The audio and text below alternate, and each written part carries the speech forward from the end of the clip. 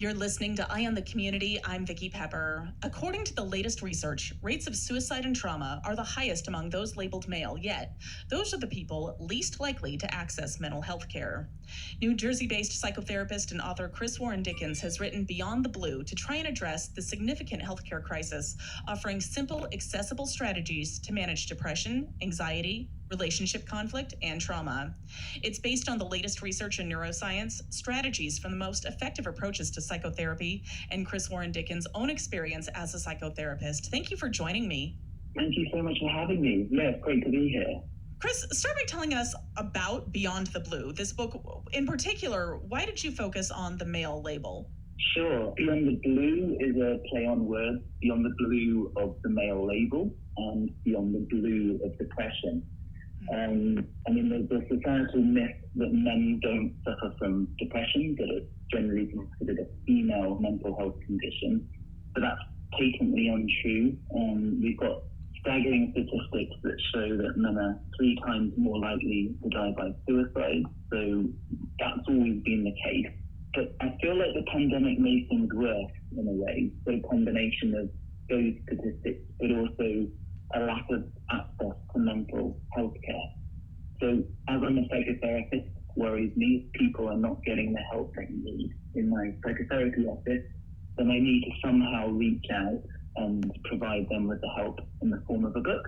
So that's why I wrote Beyond the Blue, giving some survival tools and strategies for common mental health challenges. I will say also that I did have a little bit of pushback with why am I focusing on the male label? Why focus on men when the male label was associated traditionally with presumed power and privilege? My answer to that was, well, from a personal point of view, I have 2 daughters, so I want them to be safe society, and undiagnosed mental health issues can be a problem for everybody. But also, it is a presumed power and privilege associated with the male label. The reality of that power and privilege isn't necessarily so. It depends how much the male label intersects with other parts of a person's identity, such as race and ethnicity, sexuality, or other parts of their being. So, I wanted to kind of really offer people who were least likely to get the help that they needed. The big argument in Beyond the Blue is that the male label acts as an obstacle to accessible mental health care. We see anger or irritation in men often. That often masks deeper issues, things like undiagnosed depression, trauma, anxiety, and the pandemic has made things worse in that respect. Do you want me to explain what's in with Beyond the Blue? Please do. Yeah, okay. Beyond the Blue sets out some survival tools, a long journey that's your life, tools to survive depression, anxiety, relationship conflict, and trauma. But it's not just about survival. I wanted to help people thrive. So I tried to make clear that it's often not possible to avoid these mental health challenges, but there are simple strategies that we can do to make our lives better. So I called these strategies the survival tools, which is basically people's headgear or their thought processes. Often we get into trouble when we get stuck on certain ways of thinking. I talked about the action pack, which is people's behavior that makes things better or worse in terms of mental health issues. And then I finally wanted to explain a lot about someone's emotions. I called that the flashlight of emotion, using the kind of survival tools analogy. I wanted to give a lot of attention to that because what I found that in my office, a lot of people who have been given the male labels don't really know even the basics about emotions and emotion regulation. I feel like that's an area that's been neglected by schools, particularly in the past, for people my generation. So I wanted to set out the importance of emotions, sort of how emotions communicate our underlying needs, and how we can regulate emotions. Because often a lot of people I work with, their only means of emotion regulation is overworking, overeating, drinking excessively, or explosive anger. Why do you think there are such high rates of suicide amongst those who are labeled male and such comparatively low numbers of male clients who will willingly seek mental health care? Yeah, I mean, this is a really key part of my book. I mean, I use the analogy of a black swan, and I call them the black swans of the depressed male label. So what I mean by that is if you only expect to see a white swan, then you never see the black one. So when people tend to think of depression as withdrawal or sadness or tears, then they don't really see depression in people. So particularly men, they may manifest depression in anger or irritation or overworking or overeating or excessive exercise even. All of these might be signs that someone's struggling with depression. So what I argue in the book is there's a large, dark underbelly of underreported cases of depression, and the majority of that unreported underbelly are men. There's studies that show that when research participants are shown a videotape of a baby that's crying, and they're told that the baby is male, they automatically assume that crying is a sign of anger. Whereas when they're shown a recording of the same baby but they've given the female label, then they interpret that behavior as distress. So often we react to distress in a different way than we react to perceived anger. We kind of go towards someone when we think that they're acting in distress, whereas we move away from people who we think are angry. The result is if healthcare professionals or teachers or anyone else who's working with men only see the anger or they perceive behavior as just anger, then they're less likely to go towards these people and help them or even see underlying depression. Hence the term the black swan of the depressed male label. And there's even higher rates of diagnosis of externalizing disorders amongst men. These are things like oppositional defiant disorder or conduct disorder.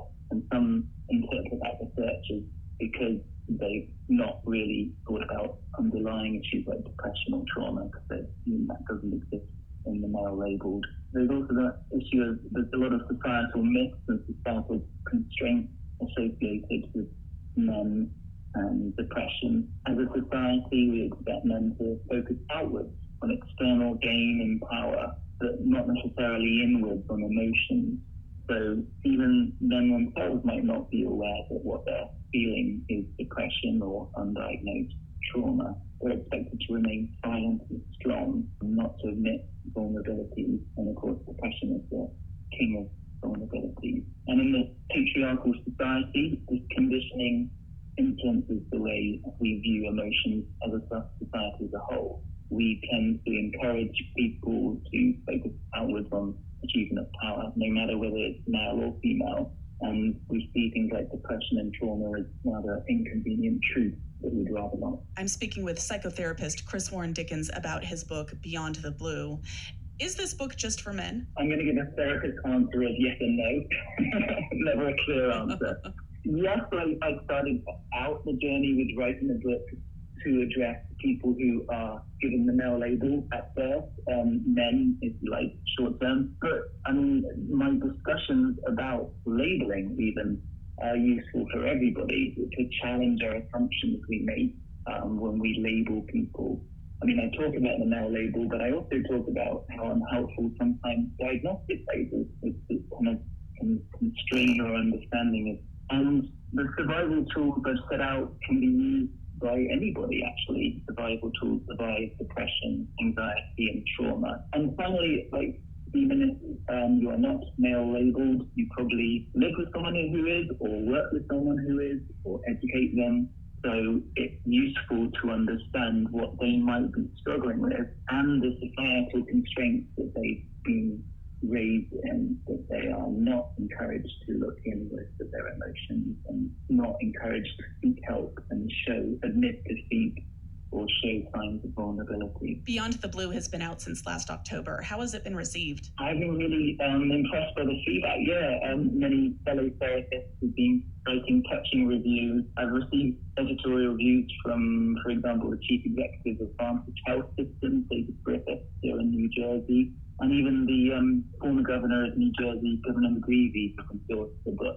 So I'm really proud. It came out last October. No coincidence that it came out in that month. I chose October because that was the month that my uncle passed away from suicide many years ago when I was a child.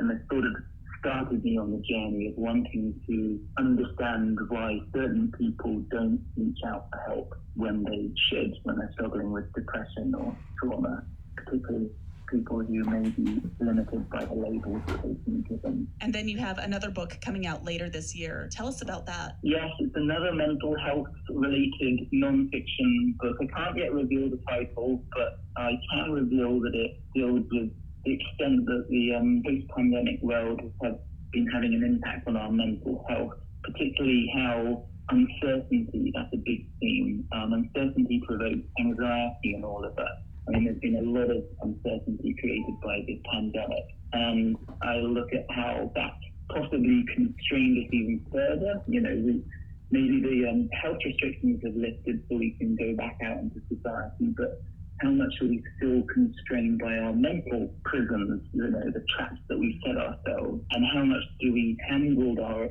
anxiety about uncertainty by creating false certainty? It sort of builds on Beyond the Blue when I talked about the false certainty of labels. But this time I'm looking at how we create polarized views. We tend to want to know a black and white solution. It's either this or that, and that can polarize society. So that's the book for adults, but I've also ventured into a bit of writing for children. I've got coming out later on this year books for ages 4 to 8 that tackle mental health issues that us parents might find hard to discuss with our children. I have road tested it with my own daughters, and they've assured me that these would be useful tools for any child to get beyond their mental health challenges. So that's reassuring. It's notable. I feel like when we use the word trauma, we are often thinking about a single acute incident. But then in terms of something like the pandemic, that was an ongoing trauma.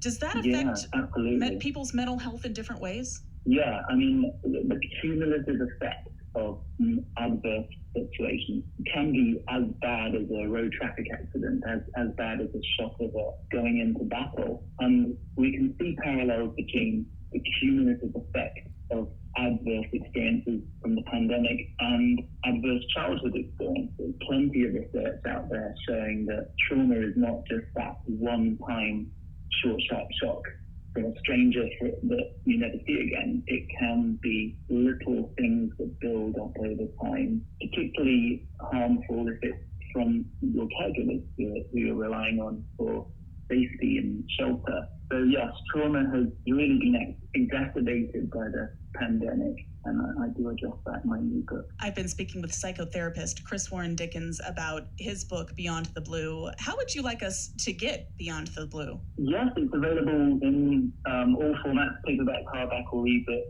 from national retailers, including Amazon, Barnes & Noble, Apple Books, Google Books, and Walmart. I've also got a website out there that links you to how to buy the book.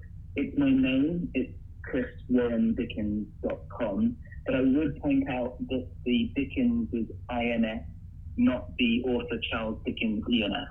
So if you have a look at that website, you can find out how to get the book. You can sign up for alerts about further books I'm releasing. And there's also some articles I've written over the years on basic mental health strategies to keep you safe. And is there anything else you want us to know? I'd like to thank you for asking me to come along today. This has been really enjoyable. Well, thank you so much for doing this. We appreciate your speaking to us so much. Thank you. And yeah, I'll speak to you soon. Not long ago, I wouldn't even leave my